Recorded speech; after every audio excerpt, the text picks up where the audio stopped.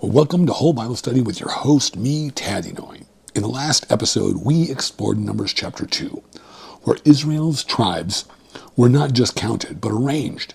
God gave instructions for how the entire nation was to camp around the sacred tent, the Mishkan, the tabernacle. It was more than a map. It was a theology drawn in space.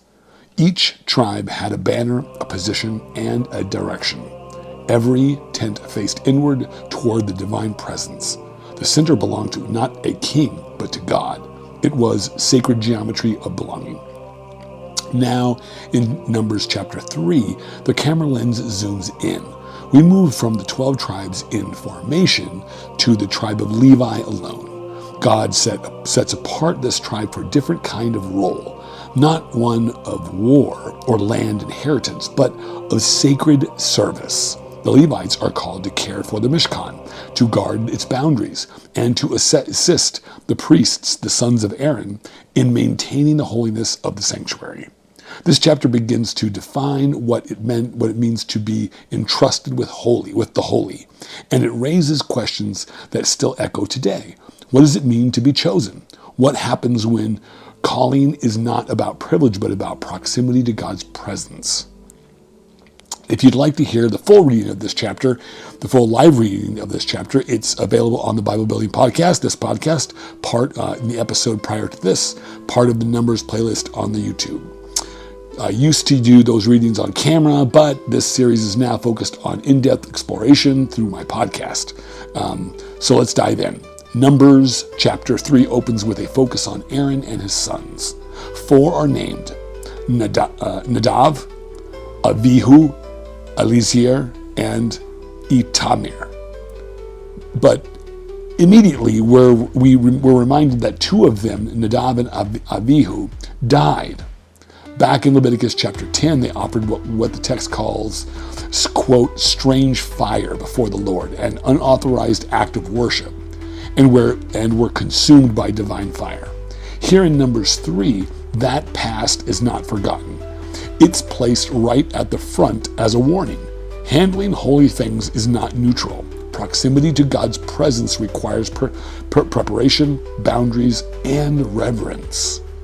Only Eliezer and Itamar remain to serve as priests, but the priesthood is not the whole story. Numbers 3 includes a wider circle of responsibility. The tribe of Levi. God tells Moses to bring the Levites near, to stand before Aaron and assist him. They are not priests themselves, but they are given sacred duties. They are to guard the Mishkan, transport it, assemble and dismantle it during journeys, and serve under the direction of the priests. The text uses the phrase, quote, assigned to him, unquote, showing that their role is one of delegated authority, not independent power. Then comes one of the most striking theological claims in the Torah. God says, behold, I have taken the Levites from among the children of Israel to place in the place of every firstborn that opens the womb. In other words, the Levites are a substitute. Traditionally, the firstborn male in every Israelite family was considered consecrated to God. This goes back to the Exodus, when the firstborn of Egypt were struck down, but the firstborn of Israel were spared. That event created a covenantal debt. Israel's firstborn belonged to God. But now, in Numbers 3, God exchanges the firstborn for the Levites.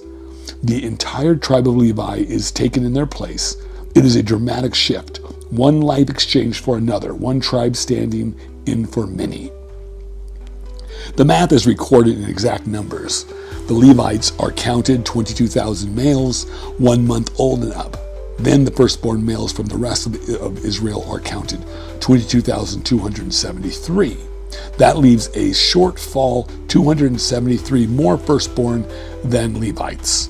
Then what happens to the excess? Well, they are redeemed, each for 5 shekels of silver, a practice that still echoes in Jewish tradition of Ped Yon Ha-Ben, the redemption of the firstborn.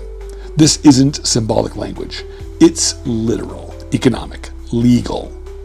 The substitution of Levites is not just theology, it's transaction, it's covenant embodied. But this raises a deeper question. Why Levi? Why this tribe? The Torah never gives a single clear answer, but tradition offers clues. The tribe of Levi traces its lineage to Levi, the third son of Jacob and Leah. Levi's descendants are later seen at Sinai taking a decisive stand during the golden calf incident in Exodus 32, when Moses cried out, quote, who is on the Lord's side, unquote. The Levites rallied to him. They executed judgment, yes, but they also demonstrated loyalty to the covenant. That event may have marked them for special service. There's also a broader biblical theme here. Throughout Scripture, God often chooses the unexpected. Reuben was the firstborn, but he lost his status. Joseph received a double portion through his sons Ephraim and Manasseh. Judah received the promise of kingship. Levi, associated early on with violence alongside Simeon, is now being redeemed through service. Calling, in the biblical sense, is rarely about pedigree. It's about response. It's about formation through history. The structure of chapter 3 is methodical. First the priests, then the Levites, then the census of each Levitical clan. The tribe is divided into 3 main families based on the sons of Levi: Gershon, Kohath, and Merari. Each family is given a special role in the care of the Mishkan. The Gershon's clan is responsible for the tent fabrics and the curtains and coverings. Kohath's clan handles the most sacred objects: the ark, the table, the menorah, and the altars. Merari's clan is assigned to the structural elements: the boards, bars, pillars, and the bases. Each group camps in a designated place around the Mishkan, forming an inner square within the larger camp of Israel. Gershon camps to the west, Kohath to the south, Merari to the north, and the priests Aaron and his sons camp to the east, guarding the entrance to the sanctuary. The layout is not random. The direction of each camp and their assigned duties reflect levels of access and responsibility. Kohath, who carries the ark, does not see it uncovered. Later in chapter 4, we're told that even they must wait until the priests cover the sacred items before they can lift them. There is distance, even for those called close. Boundaries are not punishment, they are protection. Now, modern scholars such as Jacob Milgrom and Baruch Levine have noted that this detailed structure reflects a priestly worldview, one in which holiness is spatially defined. The closer you are to the center, the Holy of Holies, the greater the sanctity and the greater the risk. That's why the roles are so carefully divided. It's why Nadav and Avihu is why their story opens this chapter. They came too close without obedience. The sancta, meaning the holy things, are not just objects. They are places where heaven touches earth. But there's more than danger here. There is also intimacy. The word used to describe the Levites' calling is shomer, meaning to guard or keep watch. It's the same root used when Adam is told to keep the Garden of Eden. The Levites are not just laborers. They are caretakers of sacred space. Their job is to maintain the conditions where God's presence can dwell among the people. It's physical work, yes, tents, poles, coverings, but it's also liturgical. They are part of the machinery of holiness, part of the rhythms of worship in motion. This idea of sacred proximity has parallels in other ancient cultures. In Mesopotamia and Egypt, temple service was reserved for specific castes or classes. Sacred spaces were managed by ritual specialists. But Israel's system was unique in its theology. The Levites did not serve a statue. They served the presence of a living God, whose glory was mobile, who traveled with his people, whose holiness required movement, covering, and reverence. Now the rabbis later reflected on why the Levites received no inheritance of land. The answer given in Deuteronomy 10 is that the quote, the Lord is their inheritance, unquote. Their portion is presence, not property. They are sustained by the offerings of the people, but their reward is service itself. That theme would echo into the New Testament, where early Christian writers described the church as a priesthood of all believers, not by lineage, but by calling.